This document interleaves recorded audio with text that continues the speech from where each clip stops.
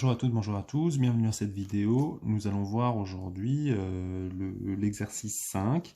Donc c'est un exercice avec un programme de calcul. C'est le type d'exercice où il faut aller chercher des points parce que quand on a vu un exercice de ce type-là, eh ben, finalement c'est comme si on les avait tous vus, hein, et on a une méthode à appliquer et donc il faut y aller pas à pas. Donc première chose,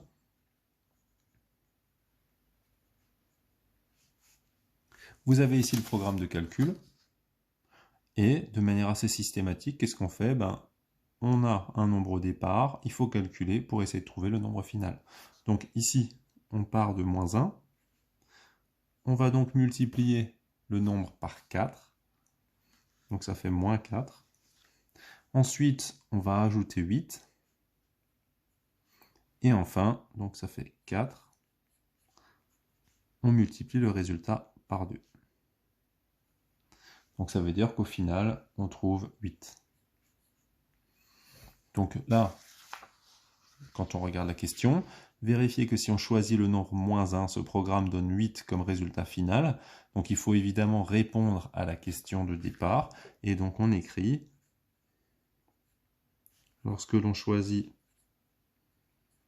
moins 1 comme nombre de départ,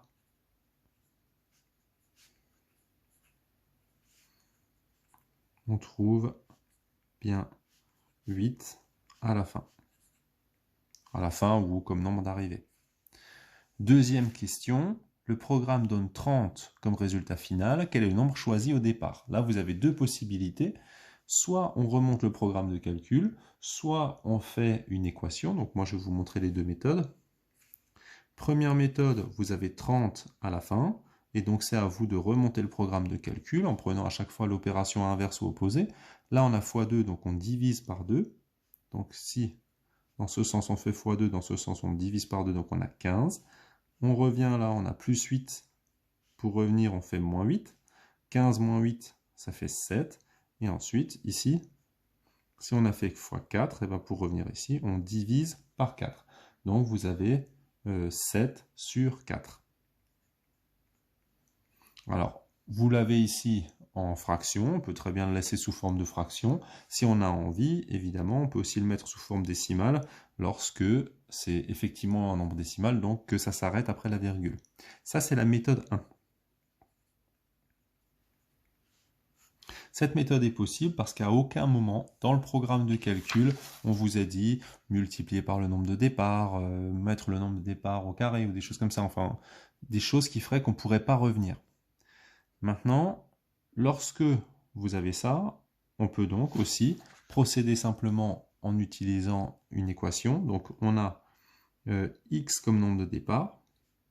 En multipliant par 4, on trouve 4x. On ajoute 8, on a 4x plus 8. Et enfin, en faisant x2, on a 2 fois 4x plus 8. Et donc on trouve 8x plus 16. Ça, c'est l'expression finale lorsqu'on prend x comme nombre de départ. Et en mettant l'équation, on peut partir de 8x plus 16, qui est égal à 30. Et là, on procède étape par étape à la résolution d'équation. Donc je rappelle que la résolution d'équation se passe toujours en 3 étapes. 1. Je rassemble les variables. Donc les variables, c'est les x ou les y. Ici, c'est déjà fait. Donc on peut passer à l'étape 2.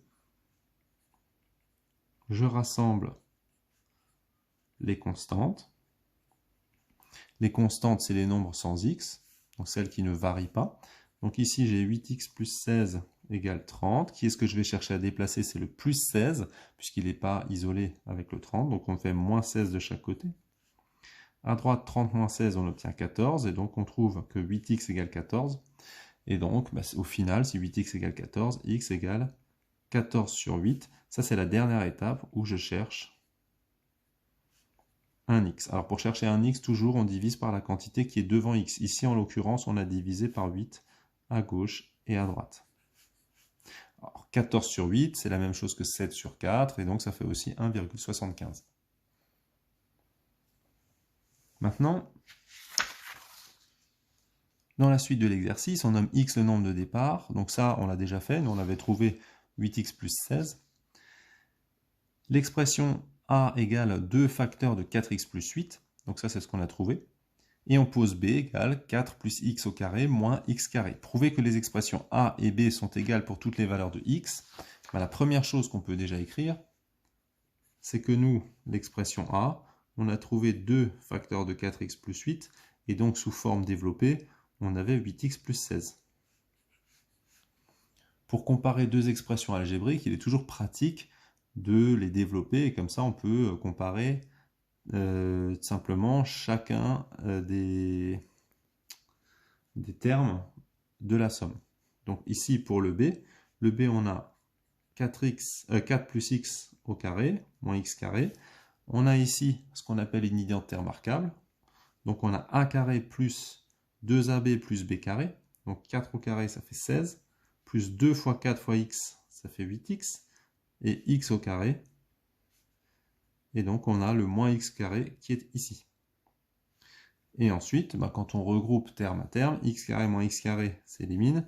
Et donc il reste 8x plus 16. Et donc là on voit bien que l'expression a et l'expression b sont bien égales. Alors ceux qui éventuellement n'auraient pas compris comment moi j'ai fait pour développer le 4 plus x au carré, je peux simplement vous le mettre ici en détail. Donc ici c'est a plus b au carré, qu'on développe avec la forme a carré plus 2ab plus b carré. Je vous rappelle que a ici vaut 4, b vaut x, et donc que a carré vaut 16, et b carré vaut x carré. Donc ici on a a au carré, 16, plus 2 fois 4 fois x, plus x carré. Et donc c'est bien ce qu'on a ici. Donc évidemment on répond à la question, on écrit les formes développées réduites de a et b sont identiques. Et donc à partir du moment où elles sont identiques, eh ben, on peut bien dire que elles sont donc égales, quelle que soit la valeur de x au départ. Maintenant, on va finir donc par le 4. Dans le 4, vous avez ici deux affirmations. Première affirmation, ce programme donne un résultat positif pour toutes les valeurs de x. Deuxième affirmation, si le nombre x choisi est un nombre entier, le résultat obtenu est un multiple de 8. Donc on va faire d'abord l'affirmation 1. Alors pour l'affirmation 1, on va simplement essayer une valeur. Alors moi je vais prendre une valeur au hasard. Et en fait, on va essayer de trouver une valeur qui en fait ne fonctionne pas, ce qu'on appelle un contre-exemple. Donc moi je sais que par exemple, l'expression a, elle est égale à 8x plus 16. Et on veut savoir si ça c'est toujours positif. Alors dans mon esprit, je me dis tiens, ça veut dire que le 16 étant positif, ça veut dire que le 8x, il doit tirer suffisamment bas et fort pour que le 16, finalement, il soit passé sous 0. Alors je ne sais pas si vous comprenez ce que je veux dire, mais en tout cas, si par exemple, moi je prends pour x égale moins 10, alors moins 10, c'est la manière dont je vous ai dit que j'ai trouvé, hein. J'aurais pu prendre moins 5, moins 3, moins 15, enfin ce que je veux.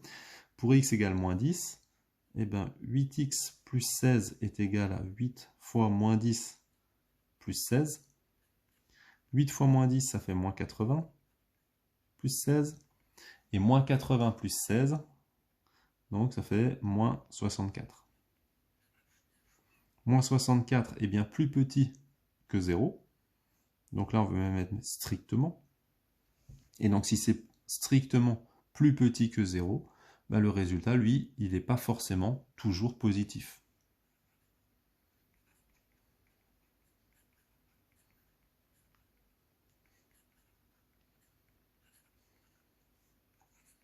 Et c'est là qu'on met le contre-exemple. En effet, pour x égale moins 10,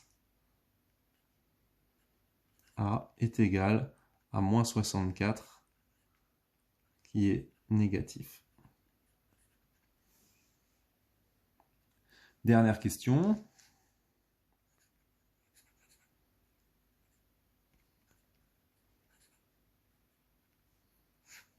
Donc dans la dernière question, on va utiliser la forme simplement développée de a.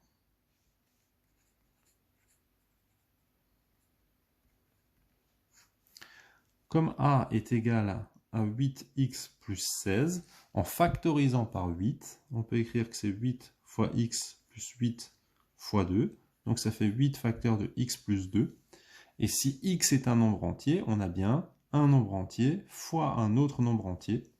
Donc égale 8 fois k avec k appartenant à grand N. K appartenant à grand N, ça veut dire que 8k x plus 2 est un nombre entier. Donc 8 fois un nombre entier. Et donc c'est bien la table de 8.